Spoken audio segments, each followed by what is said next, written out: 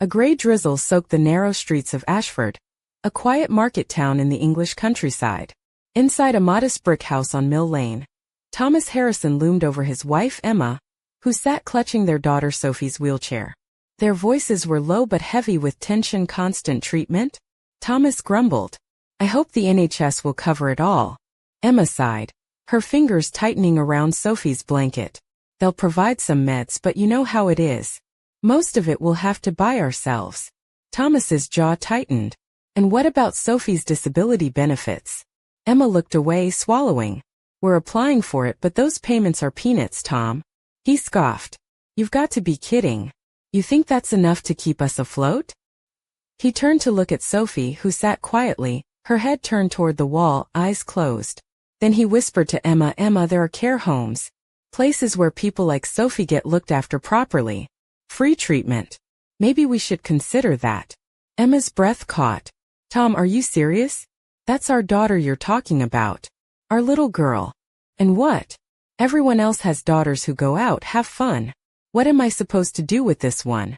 Starve while we try to buy her medicines? The doctors couldn't fix her, so why throw money down the drain? Emma stared at him, disbelief clouding her eyes. 10 years of marriage and now this? Tom, this isn't right. We have enough money for her meds. I won't even listen to this talk. Quiet, he snapped. You're all emotions. Cool down, think it over. I give you 3 days to agree with me. And what if I don't? You'll see in 3 days. He stormed out, slamming the door behind him. Emma closed her eyes, counting to 10 as the damp chill of the room crept in. It had been a year since Sophie fell down the stairs. Tom never finished fixing the banister. Always too busy, he said. Sophie had run ahead, tripped and fallen hard. 3 surgeries, 6 months in hospital, and the doctor's brutal verdict. A wheelchair for a few hours a day, the rest confined to bed. Her spine was still fragile. The house was Tom's dream. An old Victorian they bought on the edge of town. He insisted living in a flat was not respectable. But he wasn't much of a handyman, and most of the renovation money had drained away on repairs and half-finished projects. Emma had warned him it was too expensive, but Tom was stubborn. Now all that mattered to Emma was Sophie's recovery. The house, the work, none of it meant a thing anymore. 3 days passed in silence. Then Emma came home early from work to find suitcases by the door. Tom, what's this? Packing up. For you and Sophie. What do you mean packing? I don't understand. Do you think I'm going to spend my life paying for meds? Good luck with that. Are you kicking us out? Thomas chuckled bitterly. You weren't exactly clever when we bought the house, remember? We registered it under my mother's name to avoid taxes. You never had time for earthly matters. So off you go. Hope we don't meet again. Emma grabbed Sophie's wheelchair, pushing it toward the door. Pausing, she turned to him. We will meet again, Tom. One day. He laughed. Like a threat? You'll need a man to survive with a burden like that. Nobody wants you. He slammed the door with a crash. Emma walked just a few steps before sitting on a nearby bench, tears streaming down her face. Sophie sniffled. Mom, don't cry, please. You can take me somewhere, anywhere. I won't be mad. Emma's eyes widened. You heard all that? I didn't sleep, Sophie whispered. Emma pulled her close. Never ever think about his words again. Forget him. I'll never let anyone hurt you. Not you and not me. Her voice was fierce, trembling with resolve. Tom, you've just declared war. The next morning, the cold light seeped through the curtains of a small, cluttered flat on the outskirts of Ashford where Emma and Sophie had taken refuge.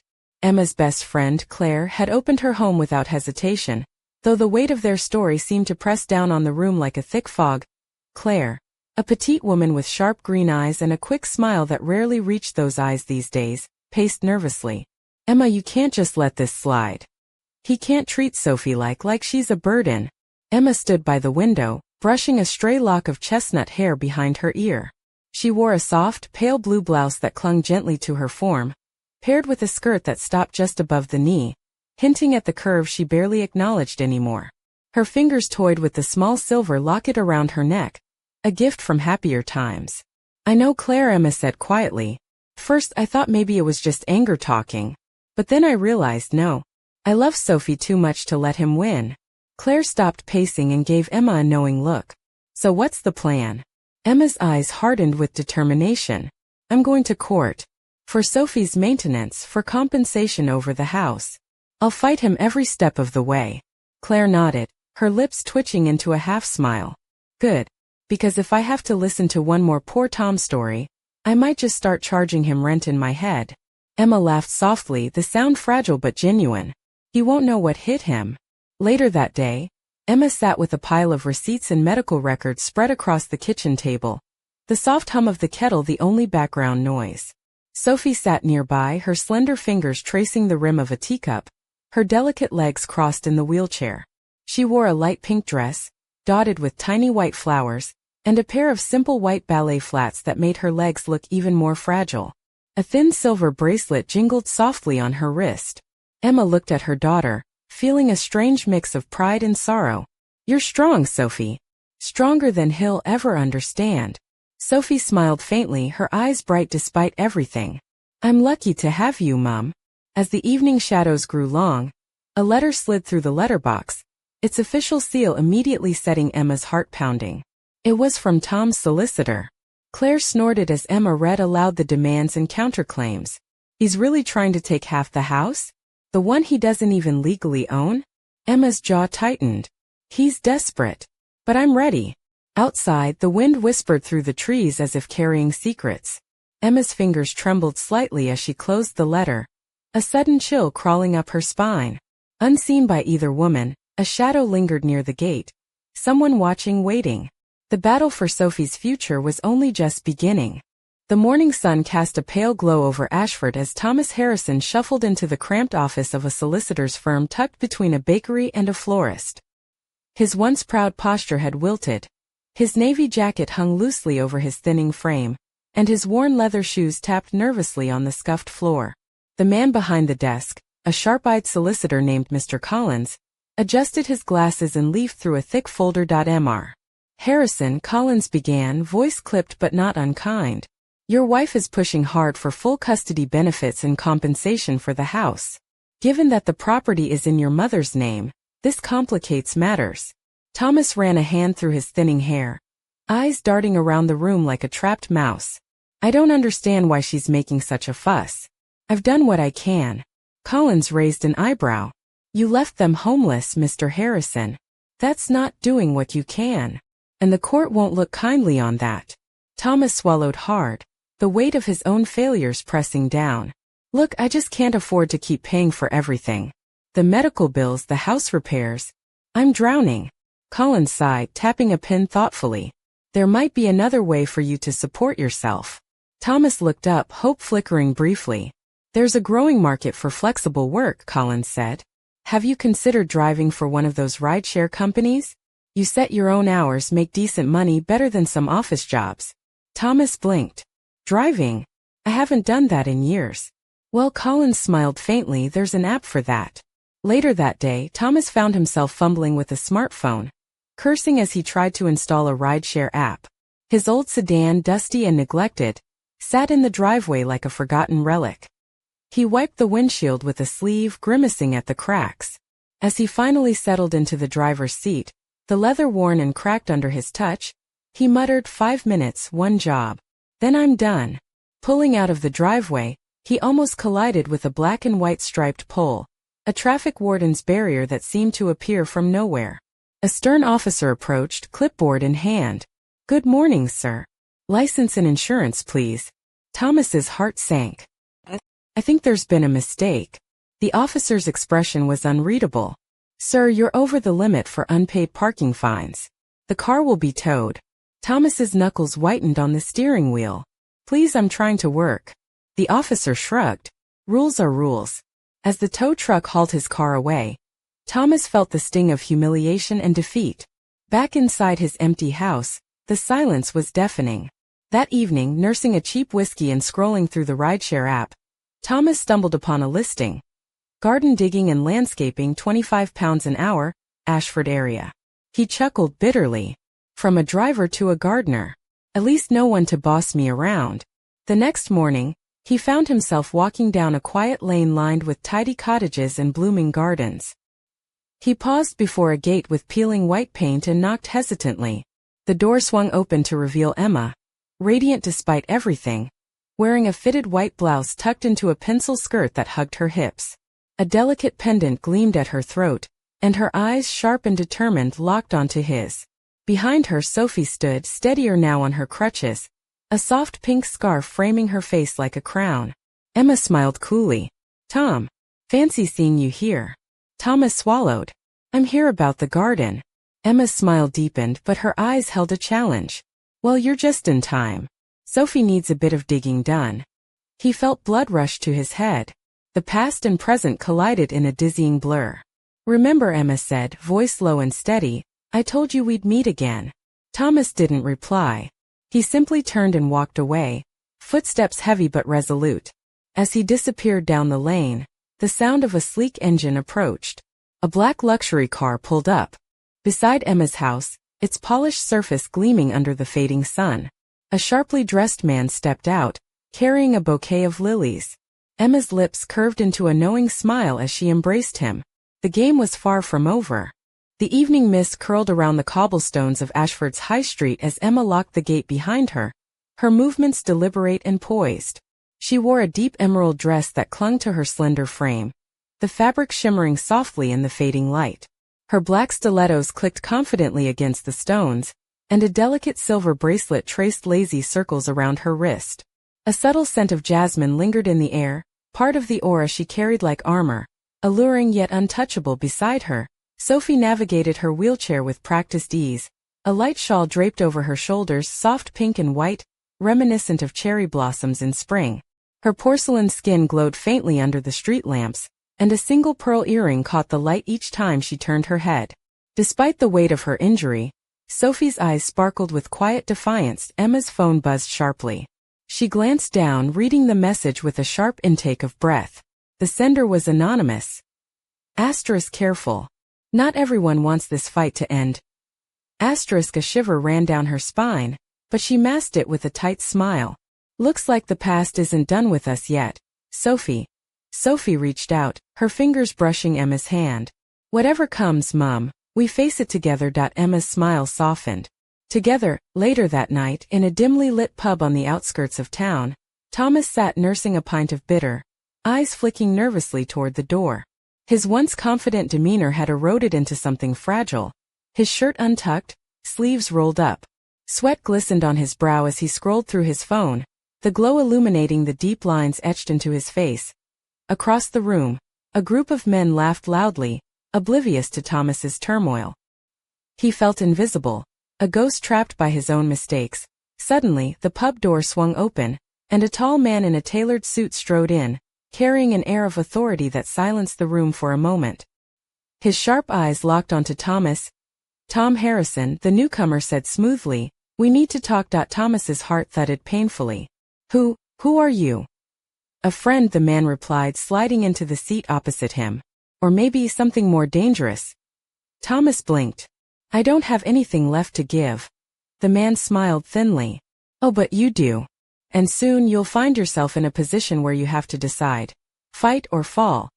The tension hung thick in the air, broken only by the distant hum of the late-night traffic outside.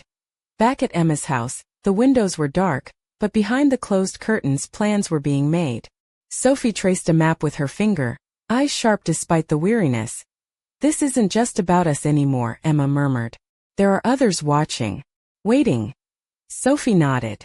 "Then we make sure they don't get what they want." As the clock struck midnight, the shadows around Ashford deepened, secrets stirring beneath the surface. The war had only just begun, and no one knew who would stand when the dust settled. The dawn broke cold and gray over Ashford, mist clinging to the rooftops like a shroud. Emma stepped out onto the narrow cobbled street, her silhouette framed by the soft light. Her tailored trench coat hugged her slim waist, the belt cinched just right to reveal the curve of her hips beneath. Her ankle boots clicked sharply, echoing off the stone walls as she made her way toward the town courthouse. Sophie rolled behind her, wrapped in a cozy cream cardigan, her dark curls escaping the soft knitted hat perched atop her head. Despite the chill, Sophie's eyes shone with a fierce determination, the kind born from battles fought and won, and those still to come. Inside the courthouse, the air buzzed with quiet tension. Emma sat upright, her fingers gripping a leather briefcase embossed with her initials. Her emerald dress from the night before had been swapped for a sleek navy suit, the sharp lines lending her an air of authority and unyielding resolve. A delicate gold necklace sparkled at her throat, a subtle reminder of the strength she carried beneath her composed exterior. The judge entered, his gaze steady and impartial. Across the room Thomas Harrison appeared, looking gaunt and defeated, his threadbare jacket hanging awkwardly from his shoulders. His eyes flicked nervously toward Emma, but he said nothing. The hearing began, papers shuffled, arguments made. Emma's voice was steady, compelling. A woman fighting not just for a house or money, but for the future of her daughter. She presented every receipt, every medical report, every tear-stained letter. Thomas's solicitor tried to counter, but the words felt hollow, unconvincing. Thomas slumped in his chair, the weight of his failures pressing down harder with each passing moment. As the judge prepared to give his verdict, the courtroom door creaked open. A figure slipped inside, a tall man in a dark coat, face obscured by shadows. All eyes shifted. Emma's heart skipped. Sophie's grip tightened on her mother's hand. The stranger's voice was low but clear. "I suggest you reconsider your position, Mr. Harrison." Thomas paled. Emma's eyes narrowed. The judge called for order, but the room hummed with unease when the stranger stepped forward.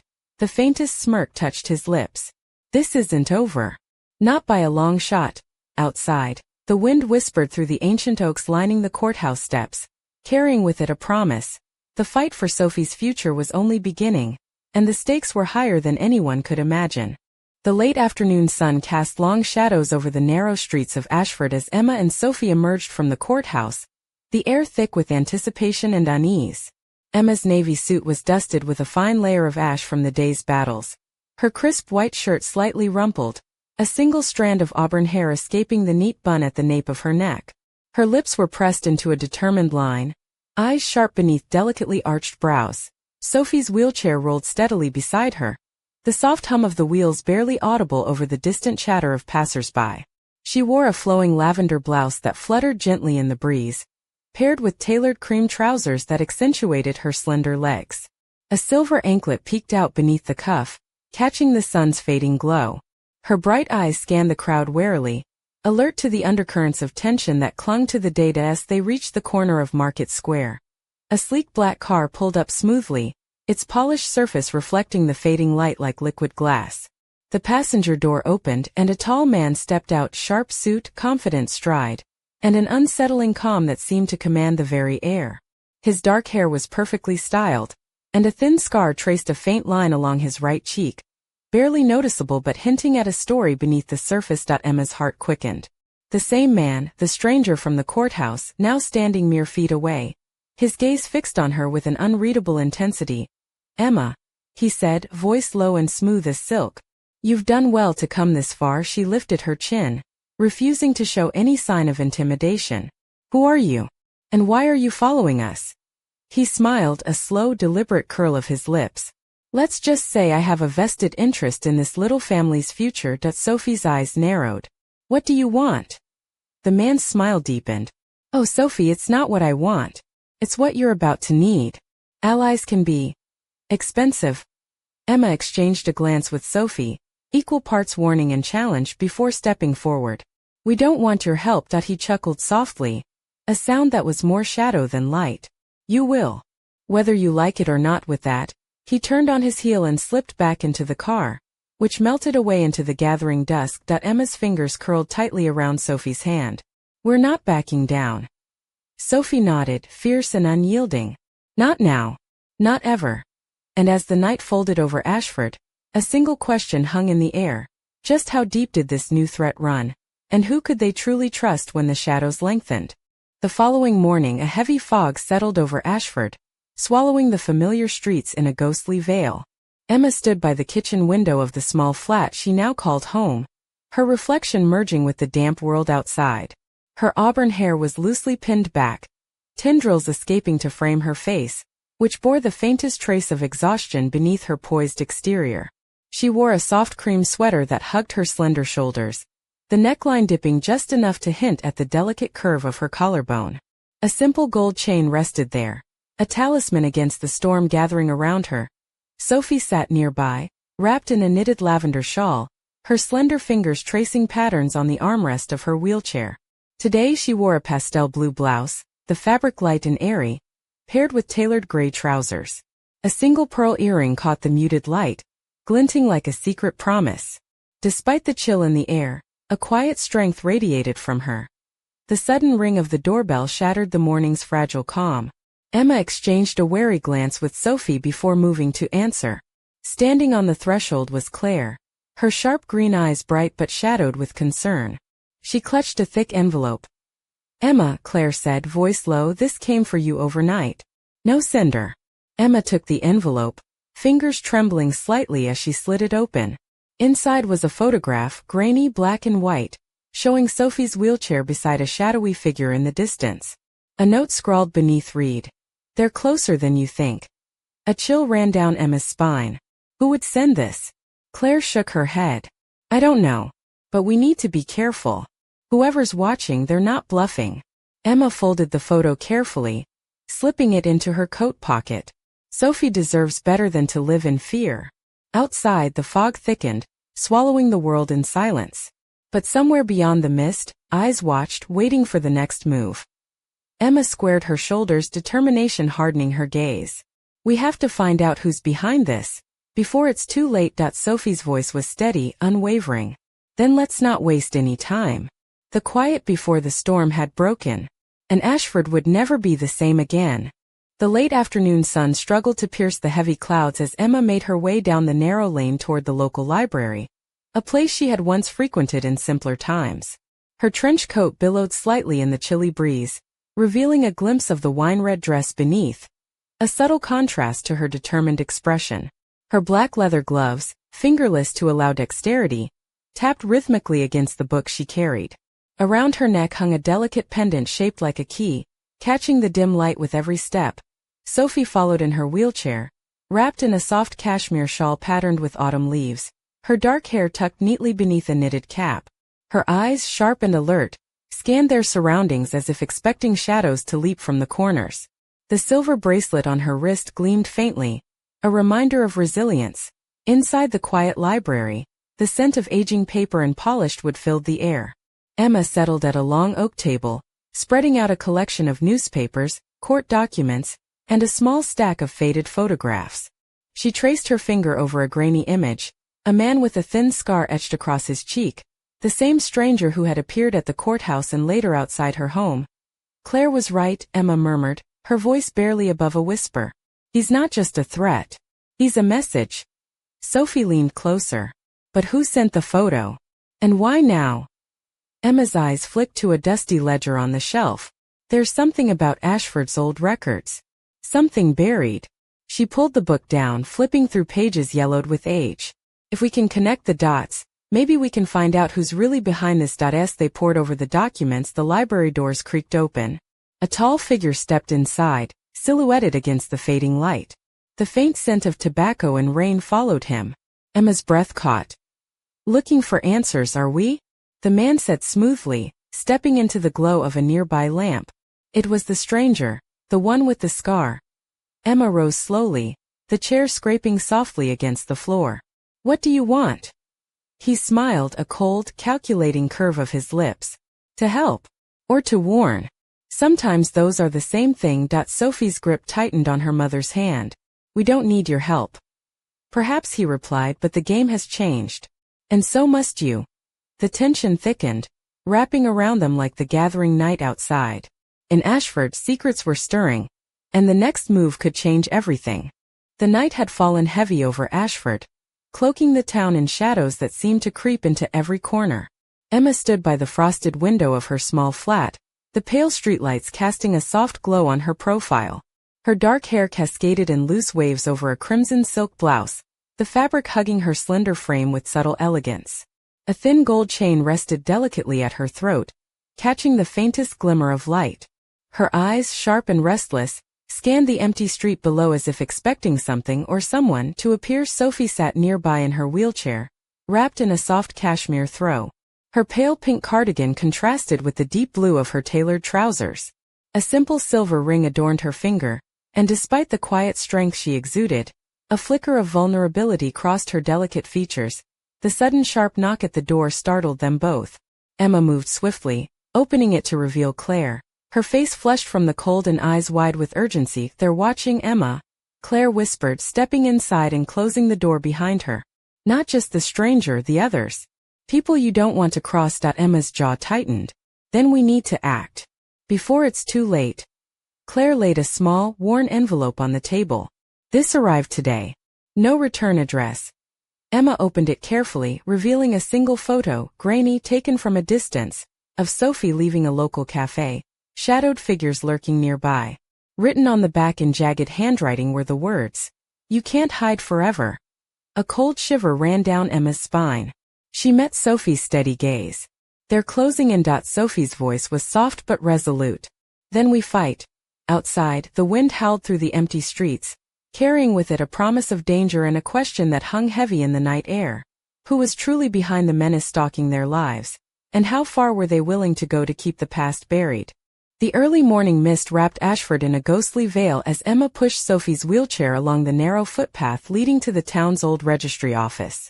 Emma's tailored charcoal coat swayed gently with each purposeful stride, the collar turned up against the chill. Her dark auburn hair, usually pinned back, fell loose today, brushing the curve of her neck with a hint of vulnerability beneath her steely resolve. Black leather gloves hugged her hands and a slim silver watch peeked from beneath her sleeve, a small reminder that time was never on their side.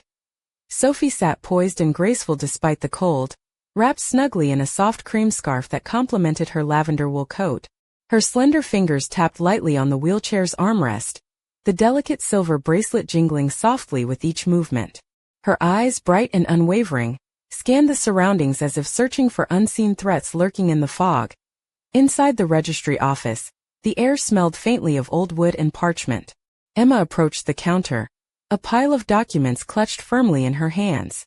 She exchanged a brief nod with the clerk, who eyed her with a mixture of sympathy and curiosity. "I need to access the land registry records for Mill Lane," Emma said, voice steady but laced with urgency. "Specifically, any transactions involving the Harrison property from the past 5 years." The clerk nodded, disappearing into a back room before returning with a thick ledger. As Emma flipped through the pages, her eyes caught a series of entries, names, dates, and a curious footnote about a confidential sale involving a third party. Suddenly, the door creaked open, and a tall figure stepped inside. The faint scent of rain clung to him, and his sharp eyes locked onto Emma with an unsettling intensity. The scar on his cheek was unmistakable. "Digging for truths, are we?" he murmured, voice low and smooth. Emma's heart hammered, but she met his gaze without flinching. "Some truths need to see the light," he smiled, a slow, dangerous curve. "Be careful what you uncover. Not all shadows want to be chased away." As the fog thickened outside, the past and present collided in a dance of secrets and lies, with Emma and Sophie caught at its center, racing against time to unmask the forces that threatened to consume them both.